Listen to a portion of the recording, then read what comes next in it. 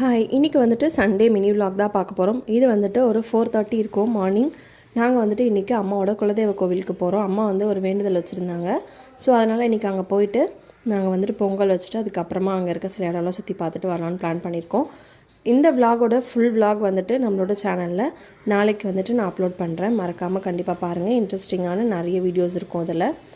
அம்மாவோட குலதெய்வம் வந்து பார்த்திங்க அப்படின்னா படவேட்டம்மன், ரேணுகாம்பாள்னு சொல்லுவாங்க.